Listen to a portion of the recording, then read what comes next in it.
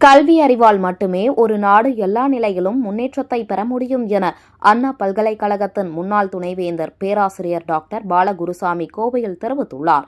கோவை அருகே மதுக்கரை பகுதியில் உள்ள தனியார் பள்ளி ஆண்டு விழாவில் கலந்து கொண்ட அண்ணா பல்கலைக்கழகத்தின் முன்னாள் துணைவேந்தரும் இந்திய தனியார் பல்கலைக்கழகங்களின் கூட்டமைப்பின் கௌரவ ஆலோசகருமான பேராசிரியர் டாக்டர் பாலகுருசாமி மாணவர்கள் மத்தியில் பேசினார். அப்பொழுது பேசிய அவர், சுதந்திரம் அடைந்தபோது இந்தியாவில் எழுத்தறிவு பெற்றவர்கள் 12% இருந்த நிலையில் தற்பொழுது 80% உயர்ந்துள்ளதாக சுட்டிக்காட்டிய அவர், ஒரு நாட்டின் வளர்ச்சிக்கு முக்கிய பங்கு வகிப்பது அந்நாட்டு மக்களின் கல்வி அறிவு மட்டுமே என கூறினார்.